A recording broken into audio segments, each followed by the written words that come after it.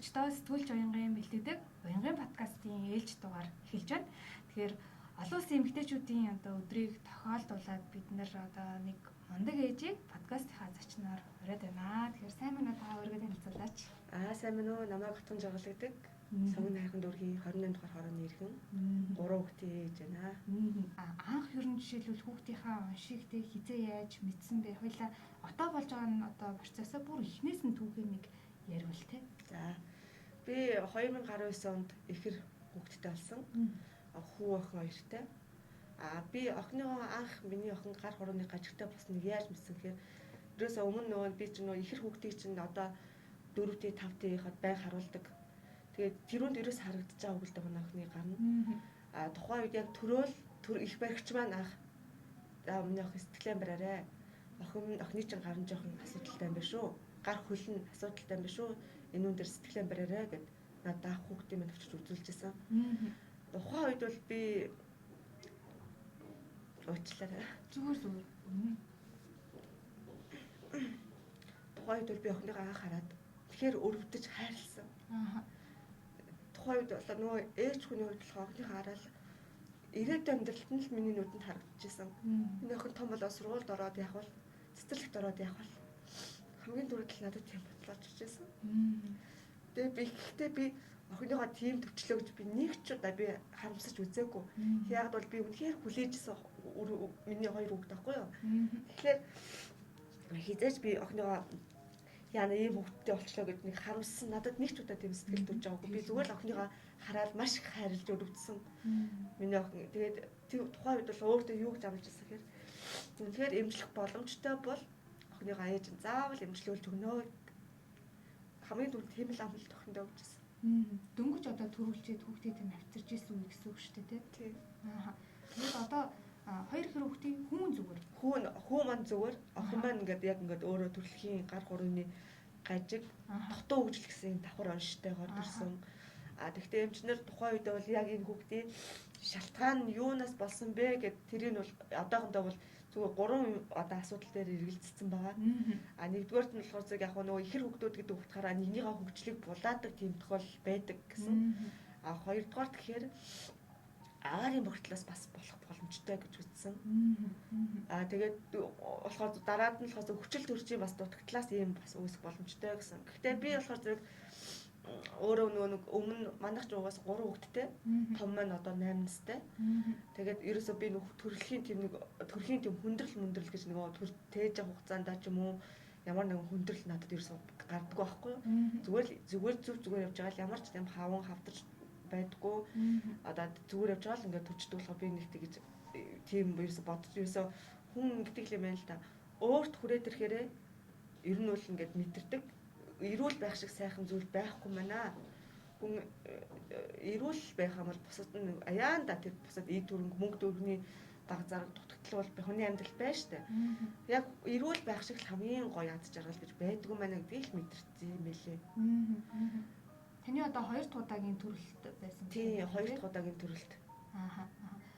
Хурууны саргууны одоо дутуу хөгжил чинь тухайн хүүхд нэг төрөхтэй за тийм байлаа гэж бодоход том болох хугацаанд нь ургаац ч юм уу те ямар нэгэн байдлаар ингээд хэвэн болох боломж юу хэр байд юм бол те. Одоо нэгэнт ингээд нөө би охиныгоо төрснөөс хойш ирэхэд яг ийм талаар аягүй их судалж байгаа. Одоо хаана ямар эмнэлэг дээр ингэж байдаг бол одоо Европт ч юм уу одоо тэр улсад хэрэг байсан бол яг үндэлт манай охины гар хурууны сарууны гаж одоо дутуу хөгжил бол асуудал биш байдаг юм байлээ. Маш их хэмжлэх боломжтой. Тэгээд ээж аавынхын сэтгэл зүйн хувьд ч тэр одоо тухайн хүүхд одоо миний охин чинь 3 настай одоо дүн гэж ингээл амьдралтай одоо өөртөө танилцах уу явж байгаа штэ. Яг одооноос эхлээл ингээд миний охин ингээл өөрийнхөө гар хурууг ингээл гайхаж хараал гэдэг юм уу те тэгдэг. Тэгээд яг ингэж одоо яг миний охины би ингээд нөгөө 2021 оны 5 сараас өсвөлэл би ерөнхийдөө охиныхаа хагалгаанд орох боломжтой гэдгийг дууснаас хойш тухай одоо би гэртээ гиснээ би одоо бол би хүүхдэд гэртээ суудаг ч гэсэн би зүгээр суугаагүй. Ямар ч сан би охиныгоо миний охин ээжтэй ингээд ирсэн миний охиныг хагалгаанд оруулаад ямар ч охиныхаа эрүүл болох юмсан хичээгээд би ерөнхийдөө зүгээр гэртээ ингээд өөрийнхөө одоо хийж чадах бүхнийг л ингээд орох юм хийж л да. Тэгээд тэр эмнэлэг дээр би анх 10 дугаар хууль байдаг доктор Үүр гэдэг хувийн гар сарны эмнэлэг дээр очиж ирсэн. Тэр эмнэлэгтээ эмчнэр болохоор зэрэг яг тухайн хүүхдийн одоо 2-оос 3 настай ингээд хүүхдийн одоо ясны хөгжил их явагддаг, маш сайн явагддаг үе байдаг гинэ. Тухайн үедээ хэрвээ хаалгаандаа амжаад орж чадах юм бол одоо дараачихаа одоо нэг одоо хуруу тий эсвэл донор залгах ч юм уу энэ нэг айгүй сайн боломжтой болдог. Яг өөр юм шиг гартай хуруутай гатай болох боломж маш өндөр байдаг гэсэн. Тийм би тэр доош тавьсан. Тэгэл одоо ингээл 21 оноос өсвөлэл охиныхоо хаалгааны яг тэр амьлаг дээр болох зэрэг би тэрийн хаалгыг 80 сая төгрөг өртөгтэй гэж сонсоод тэгэл тухайн үеэс шууд сонссон өдрөөхөө маргааш өдрөөсөө бүсүүлээл би ингээл гар урдлын одоо би өөрөө зүгээр сонирхлын журман гэдэг одоо аксессуар ч юм уу тий бугуувч одоо тийм хийдэг байсан л да хоббигоороо зүгээр өөртөө л зориулж тэгэл тухайн үеийгдээ сонсоод за би охиныхоо төлбөрийг олохын тулд өөрийнхөө чадах бүх одоо хүчээ дайшлах хэвээр тэгэл гэрээ одоо гай юу хийж гар урдлын одоо бууч эмх зүйл хийж зарж байгаа тэгээ явандаа эсхийн урлагс сурж байгаа. Ер нь бол гэтээ би сурцсан гэж бол өөртөө үтгэж ам бардам хөдлөө ярьж чадахгүй.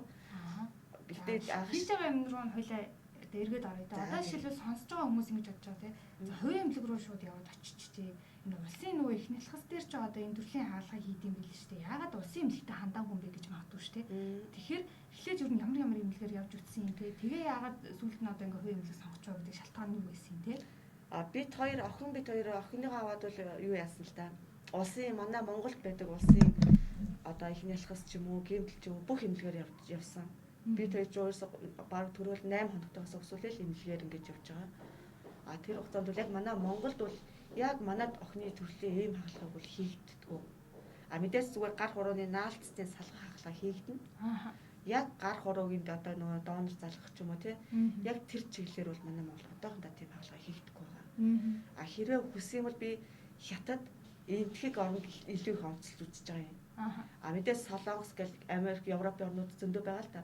Тэр хоёр болохоор яг энэ хаалгаараа ер нь дэлхийд номер 1-т ордог. Гэхдээ энэ хоёр эмнэлэг газраасаа хятад нь арай илүү байдаг. Гоо зүүн талаас нь. Энтхийг бол мэдээж хийдэг мөртлөөсөө арай нөгөө гоо зүүн талаас нь арай хятадтай юм бол гүйцэтгэв санагдсан. Тэгээд хятадтайг ингээд эхлээ судлаад ингээд яасан яг нөгөө хятад очоо хийх гэхээр өртөг нь маш өндөр. Одоо 300-аас 400 сая төгрөгийн зардал гарна гэдгсэн байсан. Тэгээд тухайн үед л за би арга бодож илсэн л та. Одоо яах вэ гэж бодож байсан чинь фэйсбүүкээр Америкт ингээд яг манай охин шиг юм гартаа хөхтэй хандив явсан. Тэгээд тухайн үед энэ манай ингээд нөгөө өөрт чинь ингээд яг миний охин шиг гэл гингүүд яг ингээд надад нүдэнд амар тусаад за энэ ингээд ямар эмнэлэгт хийх гэж байгаа юм бол хаана хийх гэж байгаа юм бол гэдээ үзсэн чинь манай ингээд Монголд байдаг доктор Үүр гэдэг хувийн эмнэлэг гар сарууны зөвхөн гар саруу дагнсан эмнэлэг байд юм лээ. Тэр эмнэлэг дээр очиж ингэж хаалгаа хийгдэж байгаа. Энд одоо хятадаас энтхээс эмчнэрүүлж авчиж хаалгаа хийдэг гэдэг тийм мэдээлэл нь өрсөн л да. Тэнгүүдэд тэр эмнэлэг дээр охиныгоо дагуулад ингэж яваад очсон юм. Тэгвэл чинь тухайн эмнэлгийн эмчнэр бол яг нөө яг танаа хүүхд шиг ийм хүүхд манай дээр ингэж ирсэн байгаа. Танаа хүүхд бол хуруутай болох бүрэн боломжтой. Ядаж за бүр нэг сүмбэн хуруутай гэхэд хүн харахад ингээд өөрийнхөө хоол ингээд бариад идчих боломжтой. Өөрийнхөө юм хийх одоо хувцас одоо өмсдөг ч юм уу тий. Өөрөө ингээд юм хийх боломжтой юм хуруутай болох боломжтой юм байна гэсэн тийм хариу өгсөн юм. Тэгээд тухайн эмнэлэг дээр болохоор зэрэг яг өөрийнх нь одоо хаалгаа их эмчнэр нь болохоор хятадаас буюу энтхээс эмчнэрийн одоо яг нарийн мэрэгжлийн эмчнэрийг тухайн эмнэлэг дээр өөрч авчираад тийм хаалгаа хийдэг. Тийм эмнэлэг дээр очив. Ер нь одоо танаа охинтой ижил төрлийн онштой тийм хүүхдүүд манай улсад ер нь хэрэг байд юм шиг санагдсан бэ. Эмнэлгээр явж байхад одоо ижилхэн зовлонтой эцэг эхчүүд ер нь таарлагдж байна уу тий? Тий, би ингээд охиныхоо одоо 5 сараас өсвөлээд би нөгөө одоо хаалганыхын зардлыг олох гэж хичээж байгаа гэж ярьсан шүү дээ.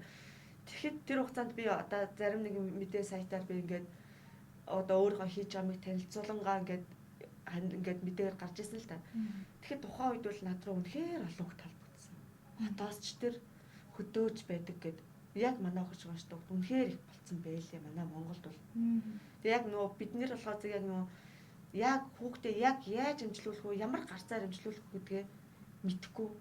Үнэхээр мэдхгүй хүмүүс их байдаг шүү дээ. Айл эмнэлэгтээ бүр гэмтэл дээр очиж үзээгүй хүмүүс байдаг. Тэгэхээр үнэхээр их юм бэлээ. Би тэгээ үнэхээр сэтгэл өвдчихлээсэн л та. Ингээд ийм хөвгт ч өрнөмөр штэ. Хий гэсэн өөрөө үнэхээр эрүүл сар гарны л тийм асуудалтай болохоос бусдаар эрүүл сав сар бол хөвгтчтэй.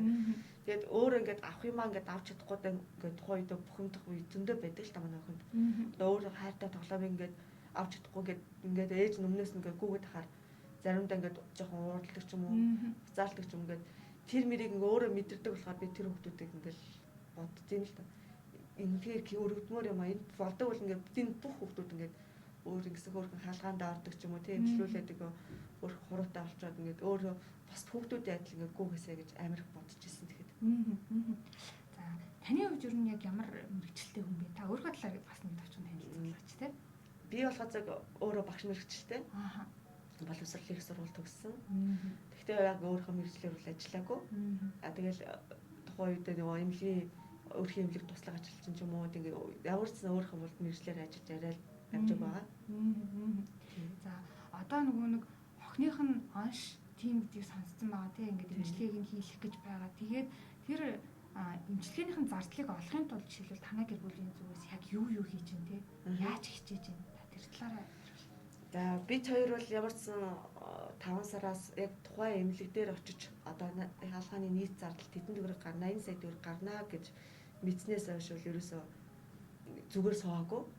Яагад бол энэ бол миний охины хувь заяа. Миний охины ирээдүг гэдэг утгаараа би миний охин ээжтэй ирсэн болохоор би ээж хүн учраас охиныхоо төлөө бүхний хийх үүрэгтэй гэдэг утгаараа би өөрөө одоо гар урлалын эмэг бууж зүйлт гэрээрээ хийж хийгээд хүргэл дээр авчиж зардаг. Дээрээс нь бүр илүү ихийг би миний охин бол нэг удаа надад амар ингээд одоо амьдрах амин итгэх өгсөж байгаа байхгүй юу? Одоо би гэхдээ хүүхдээ хараад суудаг хүн би орлогогүй штэ гэж би өнөөдөр суугаагүй. Одоо гарын дор би илүү юу хийж сурвал надад мөнгө олох боломжтой вэ гэдэг бүгд одоо ирэл хийдэг. Би одоо эсгийн урлал одоо илүү хөдөлгөхөө сонирхож байгаа. Одоо эсгээгээр бойтог хийн, эсгээгээр энэ манай одоо Монголын уламжлалд хамгийн их олддог одоо түүхий эд шүү дээ. Тийм болохоор гар доорх одоо материалаараа би одоо маш одоо мэдээж чанарын өндөр түвшинд хийж сурах гэж одоо хичээж л байгаа л да. Тэгээд эсгийн бойтог одоо ямар нэгэн урлал ингэж хийж сурж байгаа. Хийж байгаа юм баг цагаар хийгээд гэртээ ингэж хүүхдээ харангаа хүүхдээ унтуулсныхаа дараа ч юм уу ингэж хийдэг. Хийх одоо арга барилаа ер нь яаж сурч ин тэгээд материалуудаа авах мах гэдэг нэг бэрхшээлтэй юмнууд юу хэр тулгамдж байна. Тухайн үед бол манай нөхөр болохоор зэрэг одоо нөгөө том тэрэг одоо том тэрэг барьдаг гэж байгаа. Одоо баг нөгөө коронавигоос үсч шалтгаалаад ч юм уу эсвэл хил одоо гайлаас шалтгаалдаг ч юм уу ямар ч жил гар ингээд ажил муутай байл л та. Ер нь баг гэртээ байгаа гэд болно. Гэхдээ гэртээ байлаа гэд ажилгүй тэнцэн ажилгүй байлаа гэд энд бол бас зүгээр суугаагүй. Одоо юу хийх боломжтой одоо засварын газар гэл туслах ажилчингаар ордог ч юм уу ингээл ер нь бол ингээл байнга л хөдөлмөрлөдөг. Тэгээд би болохоор зэрэг одоо гар урлалынхаа юмыг бол зүгээр би одоо сургалтанд нь суугаагүй. Зүгээр л дандаа онлайнаар өөрийнхөө одоо зүтгэлээр л сурж байгаа юм да. Тийм. Тэгээд яг материалын авахд бол тэрүүн дээр бол хүн чинь бол болох нь штэ. Тухайн үед ямар нэг одоо нэг бугуучны материал авлаа гэхэд тэрийгэ зарчих юм бол тэрнийхээ мөнгөөр 2 бугуучны материал авдаг ч юм уу. Ингээд би бол хүнээс ямар ч сан надад би бугуучийг зарах гэсэн юм надад материалын мөнгө өгөөч гэж би гоогагүй. Өөрөө л ерөөхдөө зохицуулсан да. Багаар ямар заавал би ихээр хэлбэргүй штэ. Нэг удаа би нэг 10 эхлээд нэг 2 бугууч хийдэг ч юм уу тий тэрийгэ зарчингуудаа тэр мөнгөөр 10 бугуучны материал авчиж болох байхгүй юу? Тэгэхээр ингээд багаар ингээд өөрөөрөө л ингээд явж байгаа та.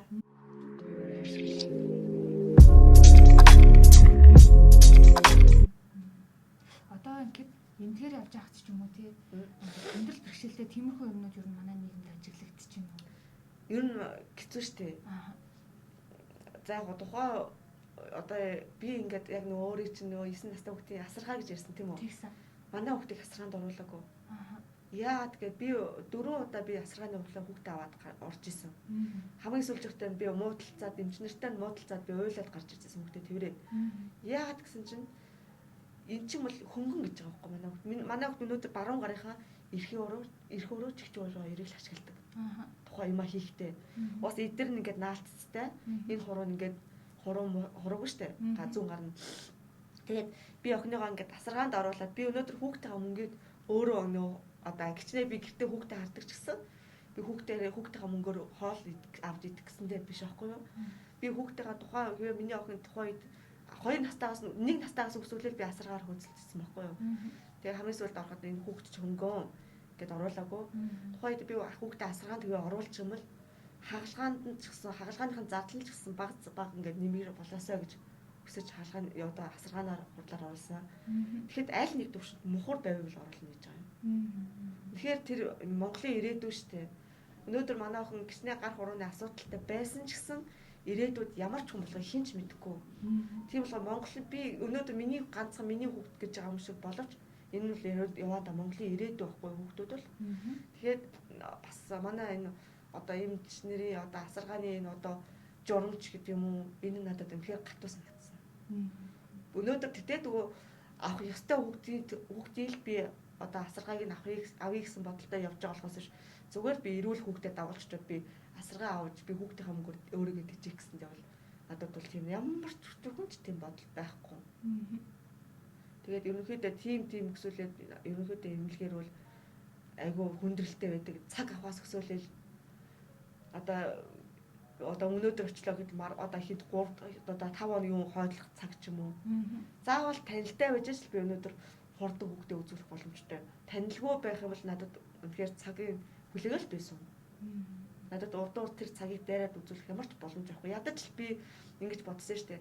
Үнэхээр ингээд нөгөө проблемтай үнэхээр ийм одоо хүнддэг шалтгаан гэж яриа шүү дээ. Манай охиныг бол хүнддэг шалтгаантай хүмүүсээ ядаж ингээд ойрчрог оруулах болтгүй юм багтаа гэж би боддөг шүү дээ. Хүн ер нь одоо ингээд хэвийн ингээд амьдралаар амьдарч байгаа. Тэгэхээр амьдралд гинт нэг юм хүчтэй ямар нэгэн одоо тэг хэцүү зүйл тохиолдохоор тэрийг ингээд өөрийнхөө арга барилаар давж гараад тэг ямартай ч ингээд нэг амьд гарах юм тэмцлээ ингээд хэд мандаас нэг юм арга барилаа олдог юм шиг санагдсан. Тэгээ таны хувьд яг тухайн тэг нөгөө нэг охин чи ийм байна гэдэг тэрийг мэдээд те тэрийг давж гарах процесс нь яг яаж явсан бэ? Та яаж одоо ингэ сэтгэл зүгээр ч юм уу те илүү хүчрхэг байлгах чадсан бэ? Би болохоор зөв ерөөдөө зүгээр одоо ээжээсээ л их үлгэр дуурайл авсан да. Яа бол яг тэр үед бол нөгөө бид нар чинь нөгөө ээж болохоор л ээжийнхээ зовлог мэддэг гэж ярьдаг шүү дээ тийм ээ.